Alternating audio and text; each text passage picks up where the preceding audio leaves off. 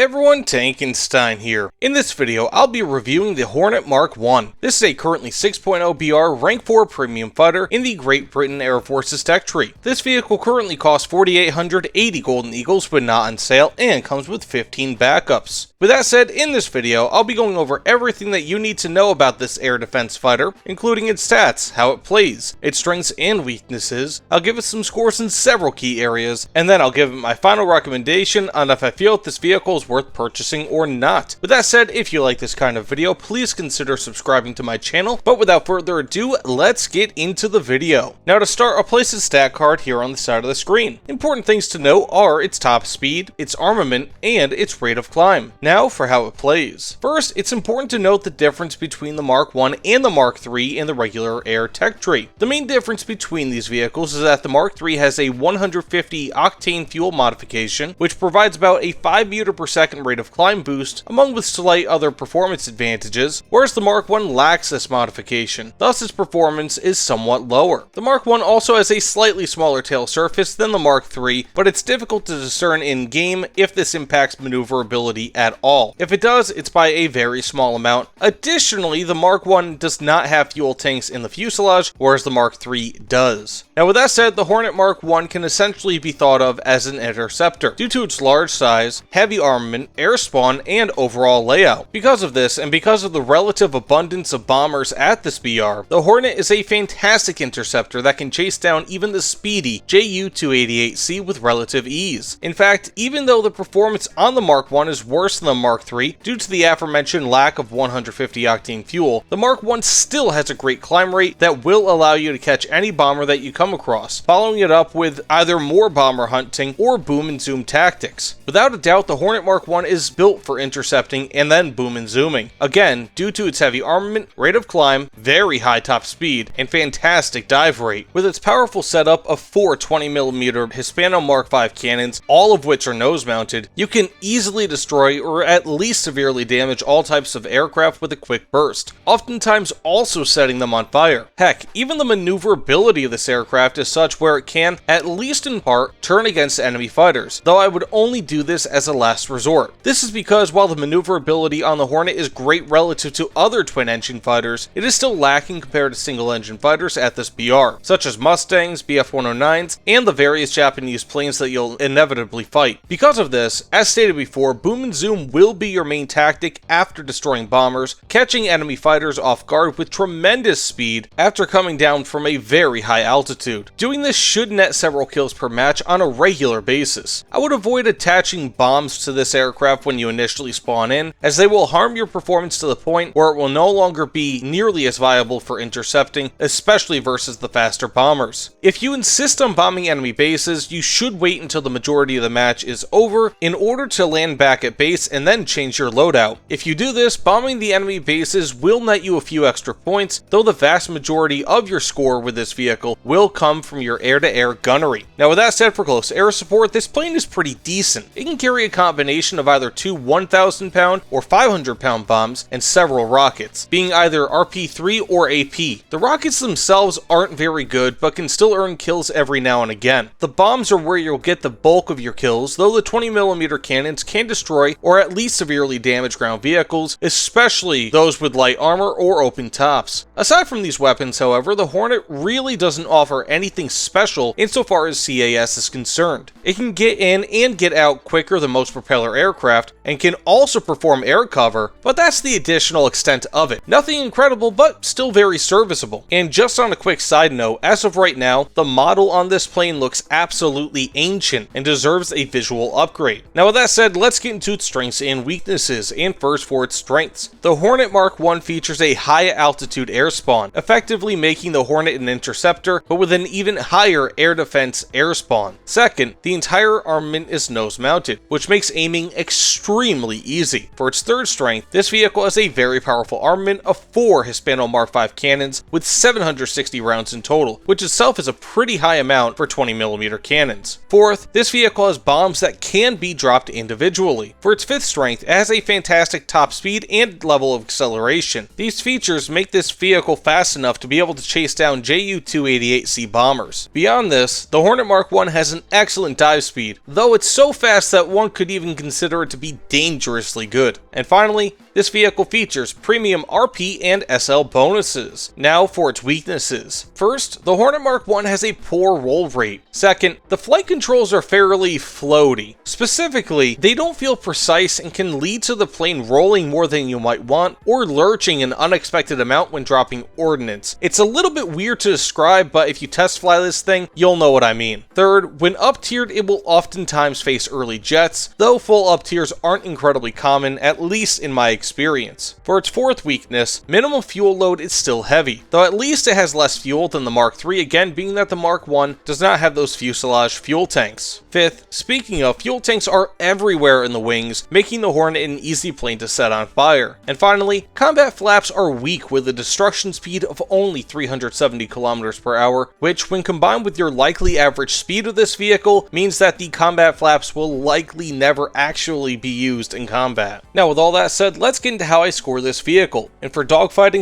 / air RB, I give it a 6.5 out of 10. The high altitude air spawn on this vehicle is a huge boon to its effectiveness in air RB, and without such an advantage, the Hornet Mk.1 would likely be in a much worse spot compared to where it currently is. With that said, the Hornet Mk.1 performs admirably in air RB, especially in destroying enemy bombers. Effectively, that'll be your main role at the beginning of each match, following by effectively boom and zooming. The maneuverability, while good relative to other similar aircraft, is simply not good enough to actively perform successfully in dogfights, unless the enemy is of course distracted. In such cases, using the Hornet's prodigious speed to get away to then strike from altitude again is preferred. Because of this, playing the Hornet is a little bit of a loop play cycle, if that makes any sense, in that you'll pretty much always go for bombers first and then again drop down for lower altitude aircraft afterwards, but it is a proven way to fly this plane and can be quite fun given the speeds that you'll be reaching when doing so. Now for close air support, I give it a 5.25 out of 10. With just two 1,000-pound bombs at max and several mediocre rockets, the Hornet can be effective in a close air support role, but it isn't in the same league as aircraft like the P-47, German gun-based CAS, and especially dedicated strike aircraft like Sky Raiders. This is fine though, as CAS isn't what the Hornet was meant to do, and despite this, it still performs competently in that role, and arguably does so quicker and more cleanly than the aforementioned planes. Because of the excellent speed of this aircraft, you can get into and out of combat quickly, which is incredibly useful when attempting to dodge SPAA. In all, it isn't spectacular or even great in the CAS role, but it is still more than usable, and will allow you to drop each bomb individually, which is not a guarantee around this BR. Now with that said, overall, I give the Hornet Mk.1 a 6 out of 10. While the Hornet Mk.1 has been in War Thunder for a very long time at this point, it is still fairly capable and does its job reliably. The lack of 150 octane fuel, like what the Mark III has, is a bit upsetting, but the Hornet Mk.1 still performs well enough. With that additional performance, I'd probably rate this vehicle at least as a 6.5 out of 10 overall, as that modification pushes the Mark III into a much higher level of performance than the Mk.1 is currently capable of. Regardless, it still performs very well as a bomber hunter and boom and zoomer, and can even bomb bases and enemy ground vehicles, though the latter two roles are purely secondary. Either way, I have no complaints about the Mk.1 outside of the fact that the inescapably better Mark III exists at the same BR as it, at least currently. Now with that said, do I recommend the Hornet Mk.1 for purchase? While I firmly believe that the Hornet Mk.1 is good and possibly even great, it will always be in an awkward spot, at least in my mind, so long as the Mark III is the same BR as the Mk.1. It will always feel, to me at least, like you're getting the version of the Hornet that is less than, which no one wants, especially being that this is a premium, even though it is still a very good aircraft in most ways. Still, this is a versatile aircraft, boasting very good performance versus other aircraft, especially bombers, and is even pretty decent versus ground relative to BR. Because of this, as well as its less than relationship with the Mark III, I will only recommend the purchase of the Hornet Mk.1 under one of two conditions. The first being that the Mark III is at some point at a higher BR than the Mk.1, hopefully hopefully through a BR reduction in the Mark 1. The second being that there is a sale, as I still feel that the Mark 1 is a good value while on sale. This is one of the last interceptor style propeller aircraft in War Thunder, and is quite honestly a real treat to fly, despite being fairly flammable, large, and again a bit floaty with its controls. In truth, I'd probably give a much more full recommendation on this aircraft if the Mark 3 didn't flaunt its superior performance at the same BR. Oh, and until the Mark 1 is a lower BR than the Mark 3, I will withhold my Tankenstein seal of approval, though again, just barely. Still, the Mark 1 is a very good aircraft that is just slightly outshined by its younger brother. I mean, it's weird to say, but the only reason why I really don't recommend this is because the Mark 3 is better, and if you're going to have one, you may as well just grind for the Mark 3, and instead just get the Wyvern S4 as your grinder. Heck, at least currently, the Hornet and the Wyvern are the same rank, which means that the Wyvern will be able to grind through as much of the air tech tree as the Hornet, and the Wyvern is a better CAS aircraft. Just want to throw that out there. But with that being said, thank you all so much for watching. If you don't mind, please consider liking, commenting, and subscribing, as I appreciate all of those things. Let me know what you guys think about this review and of the Hornet Mark 1 in the comments below. But either way, thanks for watching, and I'll see you all on the other side. Take care, everyone.